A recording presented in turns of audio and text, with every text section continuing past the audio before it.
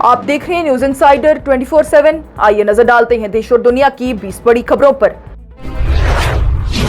श्रीनगर के member parliament आगा Syed Ruhollah Mehdi की जानिब से इंजीनियर रशीद से सियासत न छोड़ने की अपील करते हुए कहा गया कि मुश्किल वक्त में सब्र और मजबूती की जरूरत होती है। उन्होंने कहा कि इंजीनियर रशीद ने बहुत सख्त हालात और खानदानी मुश्किलात का सामना किया है, लेकिन फिर भी अपने सियासी सफर वकार के साथ जारी रखा। रुहुल्लाह मेहदी की जानिब से उन्हें सियासत में गर्म रहने और हिम्मत न हारने का मशवरा दिया। पीडीपी सरबराह महबूबा मुफ्ती की जानिब से कॉकरोच जनता पार्टी मीम तहरीक पर रिएक्शन देते हुए कहा गया कि हिंदुस्तान को एक असली इनकलाब की जरूरत है और जेन ज़ी अब इस तब्दीली की क़ियादत करता नजर आ रहा है। उन्होंने कहा है कि नौजवान नफरत और तकसीम की सियासत से बाहर निकलकर नई सोच की तरफ बढ़ रहे हैं। जम्मू कश्मीर नेशनल कॉन्फ्रेंस ने जम्मू के बठिंडी, सिद्रा और सुंजवा में चल रही डेमोलिशन ड्राइव का जिम्मेदार साल 2015 के पीडीपी बीजेपी अलायंस के दौर के हुकूमती ऑर्डर को करार दिया। नेशनल कॉन्फ्रेंस के तर्जुमान तनवीर सादिक की जानिब से कहा गया है कि उस ऑर्डर ने फॉरेस्ट लैंड डिमार्केशन की बुनियाद रखी, जिसका नतीजा आज लोग एविक्शन और डेमोलिशन की सूरत में भुगत रहे हैं। साथ ही हुकूमत ने ट्राइबल घरों की डेमोलिशन की जांच के लिए 2 रुकनी कमेटी भी तश्कील दी।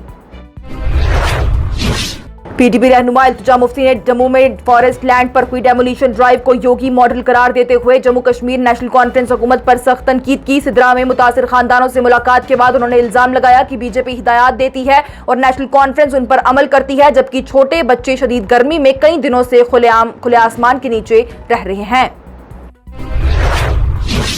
जम्मू कश्मीर अपनी पार्टी के सरबराह सैयद मोहम्मद अल्ताफ बुखारी की जानिब से सिद्रा डेमोलिशन ड्राइव पर हुकूमत को तनकीद का निशाना बनाते हुए कहा गया कि हुकूमत अपनी जिम्मेदारी से हाथ नहीं धो सकती। अगर ये एक्शन हुआ है तो किसी ने तो करवाया ही होगा, फरिश्तों से ये नहीं हुआ। उन्होंने कहा कि वो इंजीनियर रशीद ताजियत के लिए आए थे और ऐसे मौके पर इस सियासी सवाल का जवाब देना उन्हें ठीक नहीं लगता। जम्मू कश्मीर असेंबली में leader of opposition Sunil Sharma की जानिब से मीडिया से बातचीत करते हुए कांग्रेस रहनुमा राहुल गांधी, पीडीपी सरबराह महबूबा मुफ्ती और वज़ीर आला उमर अब्दुल्ला पर सख्त तनकीद की गई। उन्होंने राहुल गांधी और महबूबा मुफ्ती को एक ही सिक्के के 2 पहलू करार दिया। साथ ही कहा कि उनकी सियासत को नारेबाजी और सख्त जुबान तक महदूद बताया है। जम्मू डेमोलिशन ड्राइव पर भी सुनील शर्मा ने कहा कि कब्जा करने वालों का कोई मजहब नहीं होता और सरकारी या फॉरेस्ट जमीन पर गैर कानूनी कब्जा करने वालों के खिलाफ सख्त कानूनी कार्रवाई होनी चाहिए। उन्होंने उमर अब्दुल्ला पर भी निशाना साधते हुए इल्जाम लगाया कि हुकूमत अंदरूनी इख्तिलाफ और करप्शन का शिकार है, जबकि ऑनलाइन रेडिकलाइजेशन और पाकिस्तान से मुतल्लिक सोशल मीडिया प्रोपेगेंडे पर भी सख्त एक्शन का मुतालबा किया। सऊदी अरब ने इस साल के लिए हज के लिए मुकम्मल सिक्योरिटी और इंतजामी प्लान फाइनल करते हुए हुजाज से अपील की है कि हज के दौरान किसी किस्म के नारे ना लगाए जाएं। अथॉरिटीज ने मक्का के तमाम एंट्री पॉइंट्स पर सख्त चेकिंग शुरू कर दी और विजिट वीजा पर भी हज करने पर पाबंदी दोहराई है।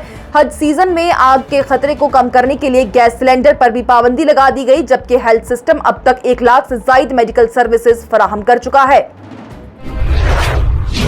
जम्मू कश्मीर की तालीम और सेहत की वजीर सकीना इत्तू की जानिब से हिंदुस्तान और पाकिस्तान के दरमियान बातचीत की हिमायत करते हुए कहा गया कि जम्मू कश्मीर के मसाइल और लोगों के जख्मों का हल सिर्फ डायलॉग है। उन्होंने कहा कि लोगों ने बहुत खून खराबा और तबाही देखी है, इसलिए हीलिंग टच जरूरी है। साथ ही उन्होंने ऐलान किया है कि 3 साल से जायद एक ही जगह तैनात अफसरान का तबादला किया जाएगा।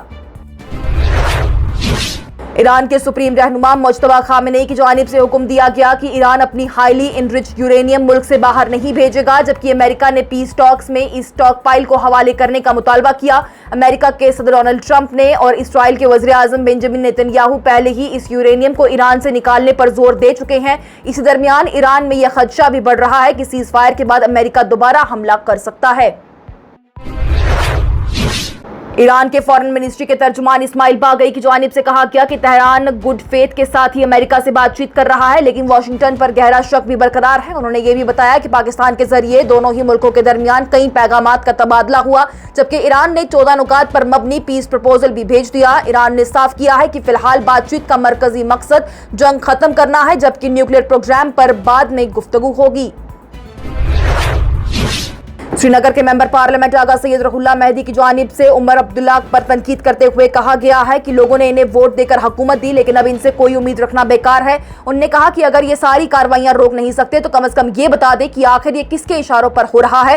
हंदवारा में मीडिया से बातचीत करते हुए उन्होंने इल्जाम लगाया है कि हुकूमत अवामी आवाज को दबा रही है, जबकि इंजीनियर रशीद को अब तक इंसाफ और जमानत नहीं मिली। सोशल मीडिया पर वायरल सैटिरिकल तहरीक कॉकरोच जनता पार्टी का एक्स अकाउंट हिंदुस्तान में बैन कर दिया गया, जिसके बाद फाउंडर अभिजीत दिपके ने कॉकरोच इज बैक के नाम से नया हैंडल शुरू कर दिया। ये तहरीक चीफ जस्टिस सूर्यकांत के कॉकरोचेस वाले बयान के बाद वायरल हुई और मीम्स के जरिए ही बेरोजगारी और नौजवानों के मसाइल उठाती रही।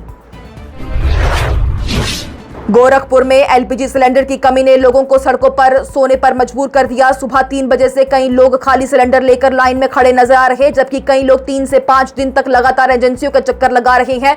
हुकूमत सप्लाई नॉर्मल होने का दावा कर रही, लेकिन ग्राउंड पर लोगों को ना वक्त पर सिलेंडर मिल रहा और ना ही डिलीवरी। इसी दरमियान ब्लैक मार्केटिंग और महंगे सिलेंडर्स के इल्जाम भी सामने आ रहे।